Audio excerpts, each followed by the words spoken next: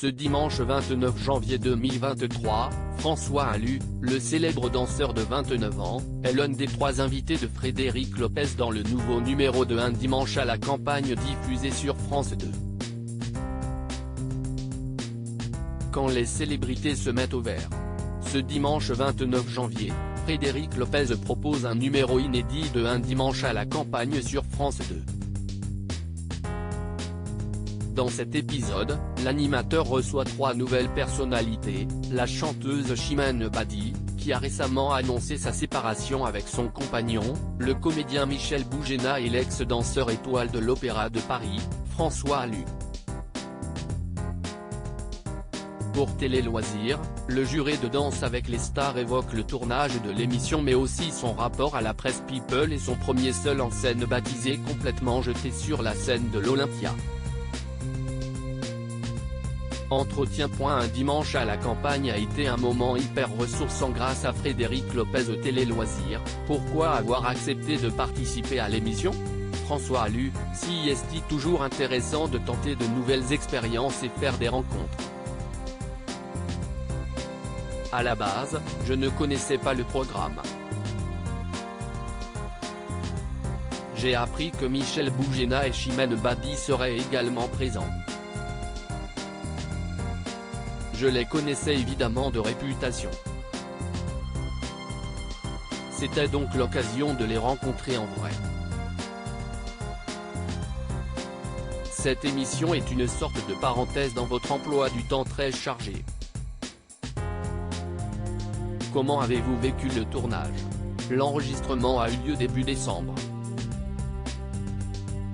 Ça a été un moment hyper ressourçant grâce notamment à Frédéric Lopez. En plus d'être un bon présentateur et un excellent intervieweur, il a réussi à créer un havre de paix. Nous avons tout mis nos téléphones de côté. J'ai juste envoyé un message à mes proches pour leur dire qu'il ne fallait pas s'inquiéter car je ne serais pas joignable pendant 24 heures. Il rit, nous avons beaucoup rigolé sur la barque en arrivant. L'émission est passionnante car chacun parle de soi, de son parcours, de ses blessures et des leçons qu'il ou elle en a tirées. Ça fait grandir. Je vois une psychologue depuis 7 ans dans Un dimanche à la campagne. Les invités dévoilent souvent des aspects méconnus de leur vie. Est-ce facile de se raconter devant des caméras? Les objectifs ne m'ont pas du tout dérangé. Je suis assez à l'aise avec qui je suis, avec ma vie et ce que je pense. Je vois une psychologue depuis 7 ans donc j'ai l'habitude d'évoquer certains événements de mon passé. J'ai aussi la chance d'être épanoui dans ma vie aujourd'hui. Je suis resté authentique pendant le tournage donc je ne regrette rien de ce que j'ai dit. Quelle séquence a été la plus marquante pour vous lors du tournage? Il y a eu des moments très forts, notamment avec Chimène Badi. Elle a versé quelques larmes en évoquant certaines périodes de sa vie. Ça m'a beaucoup touché. Elle en a bavé mais elle est restée forte.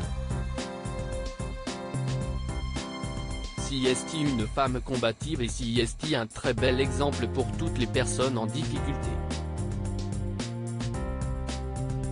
Michel Boujena est aussi revenu sur sa vie, parfois tumultueuse.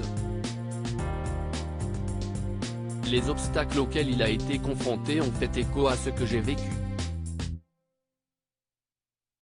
C'était vraiment passionnant.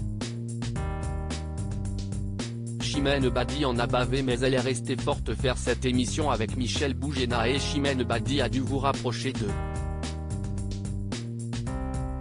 Avez-vous gardé contact? Effectivement, l'émission nous a permis d'établir un lien, nous nous sommes envoyé quelques messages depuis la fin du tournage et je serais ravi de les retrouver dans une autre émission ou même autour d'un café.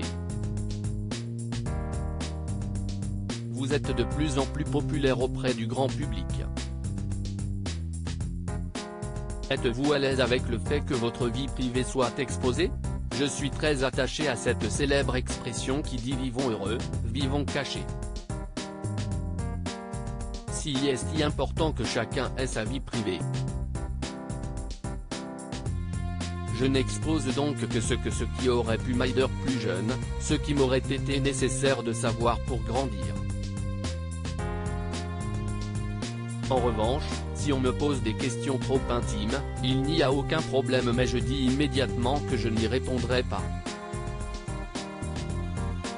Je sais que le gossip fait vendre mais je ne trouve pas ça intéressant. Ça n'apporte rien à personne. Est-ce que les rumeurs sur votre vie amoureuse dans la presse People vous agacent? Non, et pour être franc, je ne lis pas ce genre de presse. Mon entourage a pu le faire au début mais plus maintenant. Depuis le confinement et en voyant une psychologue, je me suis complètement détaché de ce que pensent les gens. Peu importe ce qu'ils disent sur moi et ce qu'ils racontent sur ma vie. Si ça leur fait plaisir, qu'ils le fassent. Je sais qui je suis et mes proches aussi. C'est suffisant. Je ne sais pas encore s'il y aura une nouvelle saison de Danse avec les stars. Vous avez été juré de Danse avec les stars lors des 2 précédentes saisons. Si la production vous recontacte cette année, serez-vous d'accord pour reprendre votre rôle? Je ne sais pas encore s'il y aura une nouvelle saison. Tout ce que je peux vous dire c'est que je suis en bon terme avec la production. J'ai déjà beaucoup de projets en cours donc attendons de savoir si l'émission reviendra dans un premier temps. Si est le cas, on en discutera le moment venu. Pour l'instant, je n'ai rien de prévu en télé mais en revanche j'ai des projets d'écriture, de cinéma et de danse.